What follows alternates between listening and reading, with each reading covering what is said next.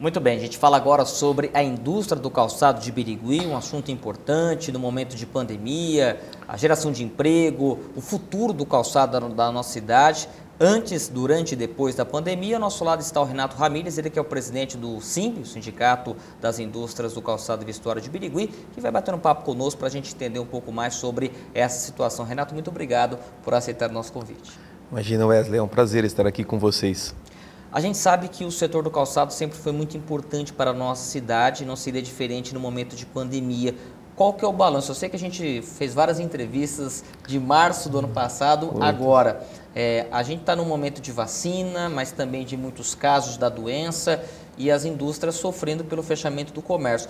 Nesse momento, qual que é o balanço de tudo que está acontecendo para o setor de vocês?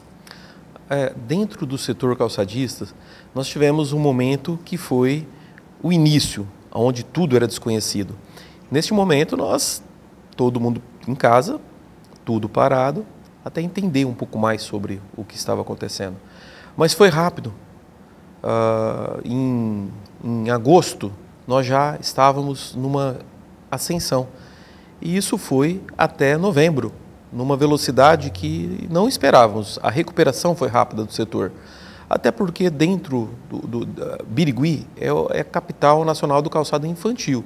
E existe uma particularidade que são os pezinhos, eles crescem muito rápido. Então há necessidade, a cada 3 meses, dos pais comprarem um novo calçado para o seu filho.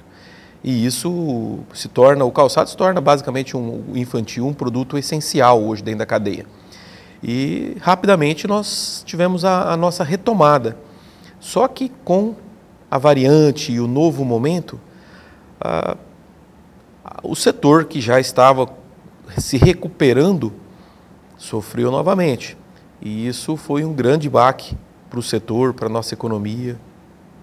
A gente sabe que, até falávamos agora há pouco sobre alguns números, mesmo com toda essa diversidade, a gente pega regiões como Santos, Registro, Piracicaba, em que nós tivemos um saldo negativo de geração de emprego de 3 mil, 4 mil negativos. E a nossa região em fevereiro teve um saldo positivo e Birigui mais ou menos uns 700. É claro que para uma cidade de 130 mil habitantes não é possível absorver. Mas como que foi essa questão nesse segundo baque, como você falou, porque quando você impulsiona, você gera empregos. Quando tem um baque, portas são fechadas, infelizmente, né?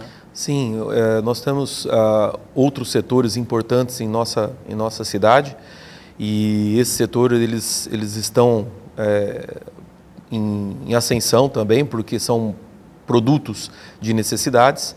E a exportação, Wesley.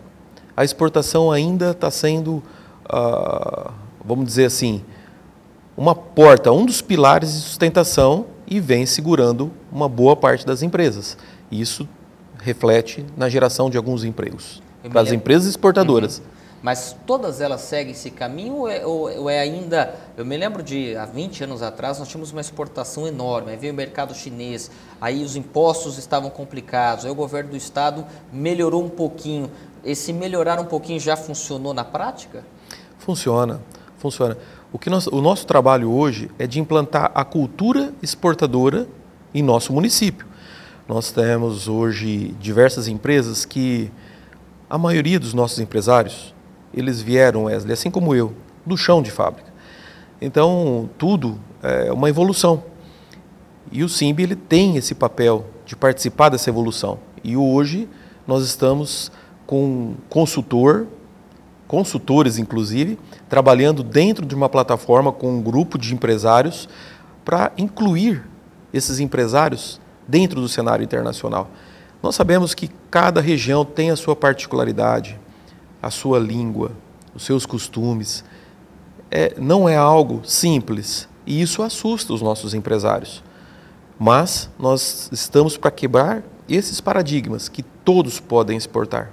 Todos podem exportar. Cada vez mais, com as ferramentas que estão surgindo, acredito que dentro de 2 anos as exportações já vão estar uma grande parte de forma direta entre empresa e lojista através de ferramentas que nós temos. Ferramentas como as plataformas digitais, uma live e-commerce que você consegue apresentar o seu produto com uma facilidade e uma precisão para o seu cliente, seja em qual país ele esteja. Então é muito importante hoje estarmos atentos às ferramentas. Por isso nós criamos o laboratório Conecta dentro do SIMB para atender as empresas nessa necessidade. A necessidade de olhar para as ferramentas que são necessárias para o nosso futuro. Nós até comentávamos também uma outra situação, que toda pandemia ou toda doença muito mais grave que envolve o planeta, ela tem muitas coisas ruins, inegavelmente, mas alguns avanços em outras áreas, como na ciência, no próprio mercado. A gente vai ter alguns passos que eram para serem 5, 6, 10 anos, foi antecipado e a venda online cresceu muito, né? Não tinha outra forma, você tinha que comprar, mas não poderia ir fisicamente. As empresas do calçado de Birigui conseguiram se adaptar a esse momento, e qual que vai ser essa realidade pós-pandemia, daqui 5, 6 meses, não importa, mas a partir disso, a venda do calçado vai mudar muito? Na realidade, é o que nós chamamos de omnichannel. Isso é o futuro. É o presente, aliás, não é nem o futuro, já é o presente. Mas a pandemia, ela trouxe principalmente a união. E isso é o que nós temos que ter em mente. Nós não somos, a indústria trabalhando de forma online, ela não é concorrente do lojista. Ela é parceira do lojista. O que o lojista e a indústria têm que entender é que, neste momento, as ferramentas que se tem, elas permitem a venda dentro da loja entregue pelo fabricante. Então o lojista ele não tem aquele número no seu estoque. O fabricante entrega para ele. O fabricante, por vez, ele tem uma venda que é uma venda regional, é uma venda dentro da cidade, a pessoa precisa para um presente, o lojista faz a entrega.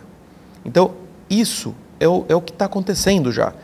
As ferramentas que estão sendo apresentadas é para esse fim, é para a união. Um exemplo disso são os marketplaces que nós temos hoje. São grandes marcas que estão no marketplace trabalhando com diversos lojistas. Eles não trabalham com um único lojista. Inclusive, alguns marketplaces são lojistas trabalhando com outros lojistas. Não há concorrência, há a união. Então, essa é a visão, união. Na verdade, o que a gente começa a perceber é que algo que poderia acontecer, sei lá, 2025, 2024, já foi antecipado. Algumas empresas estavam um pouco mais preparadas, outras nem tanto, mas agora é um caminho sem volta, não é? Essa questão da venda online, Mercado Livre, das pessoas comprarem pela internet, mas também continuarmos tendo aquela referência do lojista, do vendedor, naquele tradicional círculo que vocês sempre faziam. Sim, esse círculo não vai se acabar. Esse lojista, ele também vai estar dentro dos marketplaces. Tudo é omnichannel. É tudo dentro de um canal de venda onde o consumidor final é o objetivo. E nós temos que criar produto, criar conteúdo para entregar para o nosso cliente final a sensação de ter uma experiência positiva em relação ao produto, a todo o trâmite, desde a hora que ele concluiu a sua compra, até todas as informações logísticas do seu produto, até ele receber, abrir a caixa e, de preferência, sorrir pelo produto que ele teve contato, que é realmente aquilo que ele comprou. Então, isso tudo é o futuro, que as empresas têm que estar atentas. Elas têm que vender e entregar algo que surpreenda o consumidor final. Senão elas não conseguem sobreviver dentro desse mundo digital. Por mais simples que seja, que ele não tenha um contato com o produto, e precisa ter esse cuidado. Agora, não substitui a loja realmente. A loja ela tem um papel fundamental, um papel do relacionamento, um papel daquela clientela deles, que eles conhecem o gosto, o perfil, eles chamam o cliente, entregam o produto de acordo com a necessidade do seu cliente. O lojista, ele é extremamente importante, ele vai ser importante sempre para toda a cadeia. E ele só tem que ter a noção que também vai ter que estar dentro desse mundo digital. todos já conseguiram se adaptar a esse processo, Renato? Você disse uma coisa importante, né? Que os empresários de Birigui, eles saíram do chão de fábrica, então eles foram evoluindo conforme aquela metodologia de trabalho. Mas você acredita que todos, ou ainda existem alguns setores do calçado em Birigui que precisa ainda se enquadrar nesse novo perfil do mercado? Não, nós temos ainda uma boa parte de nossas empresas que precisam se enquadrar, mas boa parte eles estão vendo a necessidade de estar dentro desse mercado. Hoje, inclusive vendas de calçados para lojistas são feitas através de ferramentas que surgiram da venda direta, do B2B, do B2C. Então, da venda do B2C hoje, boa parte das ferramentas que nós usamos, venda B2C, que né, no caso é a venda direta para o consumidor, nós estamos aplicando no B2B, que é a venda pro lojista. Então, a mesma ferramenta hoje, ela atende as duas necessidades. Inclusive uma terceira necessidade, que é a necessidade dos sacoleiros. Hoje nós temos boa parte da nossa população que ela está desempregada e ela precisa de complementar a sua renda. Então, dentro das empresas, ela tem que ter essa ferramenta, a ferramenta de atender todos os clientes. Nós temos que olhar a estrutura que segura nossas empresas, ela não depende de um único pilar. São vários pilares que estão abaixo, sustentando as nossas empresas. E nós temos que nomear cada pilar, e cada pilar nós temos que ter um cuidado com ele. Então, não, meu mercado interno está bom, eu vou trabalhar somente com meus lojistas que eu tenho ali, eu tenho que me absorvem minha produção. Tudo pode acontecer. Um vento, esse pilar tomba e junto leva-se a empresa. Então, esses empresários hoje, eles estão tendo essa noção. Só que nós atravessamos hoje um momento que o volume de informação que está sendo compartilhado nas redes é muito grande. Então, hoje nós temos que preparar os nossos empresários para eles conseguirem pensar dentro do volume de informação que está sendo bombardeado nas redes, o que é interessante para o negócio dele. A gente até pensando dentro agora da fábrica, eu me lembro que nós tivemos uma época nos 80 e 90 daquelas grandes fábricas, 5, 6 mil funcionários. Eu acredito que também tem essa mudança de perfil, como era no começo, lá nos anos 70, 60, de fábricas menores, fábricas que absorvem menos funcionários, mas com mais quantidade. É esse perfil mesmo, Renato, ou eu estou enganado? Na realidade, são vários perfis que vão existir dentro do mercado, né? Como do setor aqui. Do setor. Inclusive, um perfil que é importantíssimo são as pequenas empresas. Elas têm como atender o consumidor final com uma particularidade de detalhes que a grande empresa já não consegue. Então, é aquele produto mais artesanal, aquele produto que atende determinado nicho de mercado, que é um nicho específico, e ele está ali. Então, as empresas pequenas têm isso a ser explorado. Hoje, o grande erro que nós temos é construção de custo. Nós não podemos olhar custo de calçados e olhar os nossos concorrentes. Nós temos que olhar produto e consumidor final. Que produto que nós temos?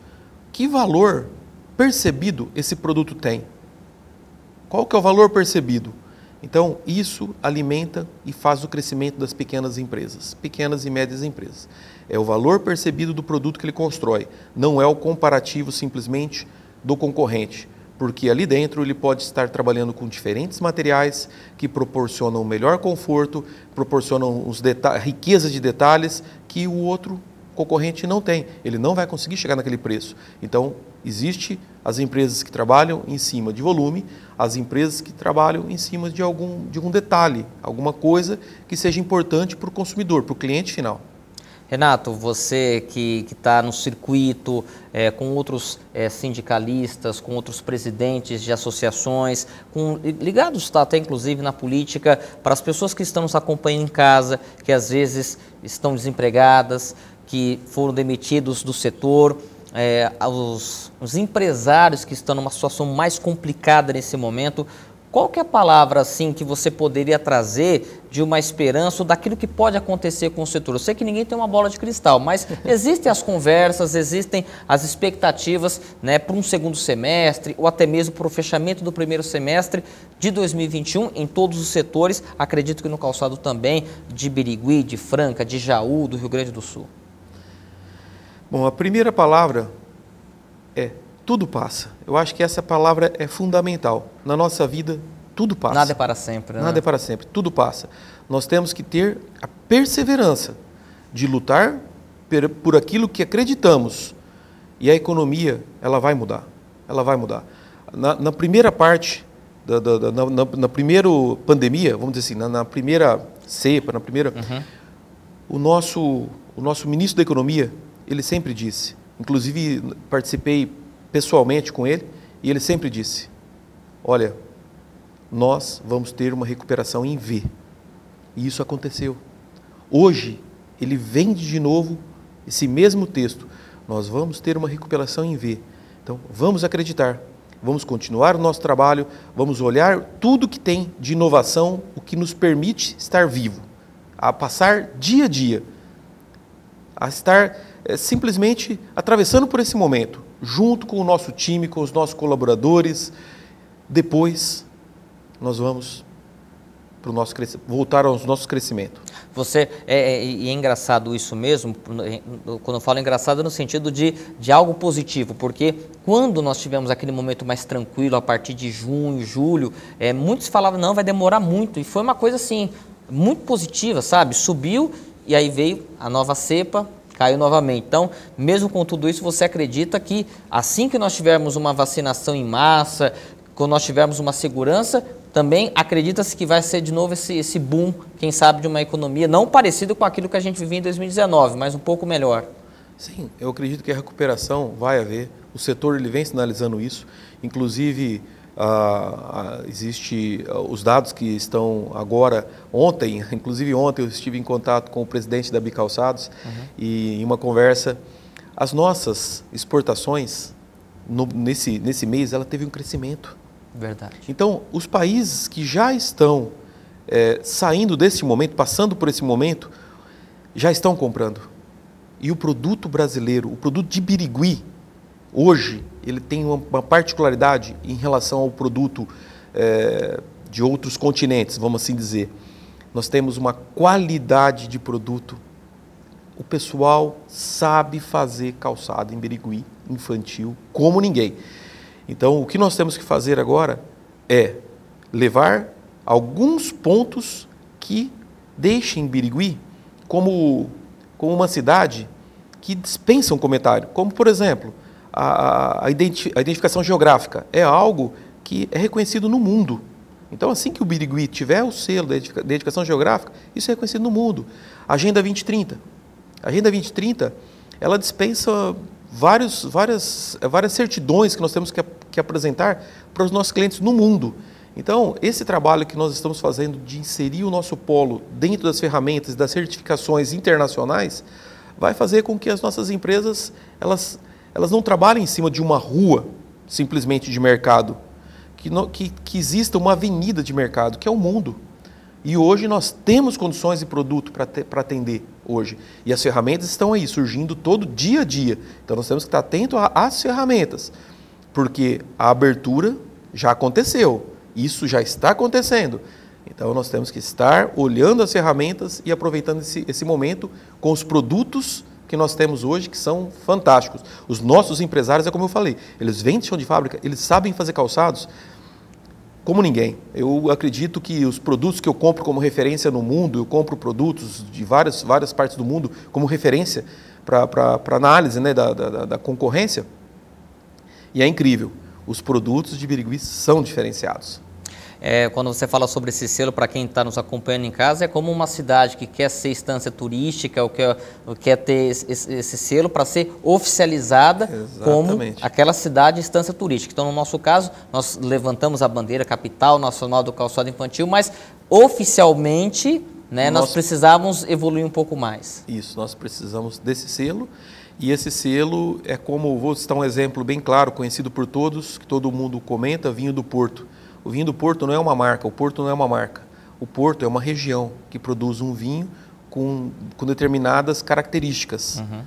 Então, essas características é que determinam o vinho do Porto. Birigui é uma cidade que produz calçado com determinadas características. E essas características reconhecidas mundialmente. Esse selo vai levar essas características a ser reconhecidas mundialmente. Renato, quero aqui agradecer a sua entrevista. Eu acho que era importante a gente ouvir o setor calçadista num momento tão complicado, num momento tão difícil, com muitas expectativas, esperanças de um 2021 melhor. Então, com certeza, a gente chama a atenção dos nossos amigos, agradecendo aí um abraço para todos os produtores, o pessoal que nos acompanha, o pessoal do chão de fábrica, os empresários, a equipe que faz todo esse trabalho de e-commerce dentro das empresas, que eu acho que é fundamental nesse processo todo. Obrigado, Wesley. Obrigado a todos. E qualquer coisa, estamos para ajudar nesse processo todo aí. Muito bem, nós vamos para o intervalo, voltamos já já.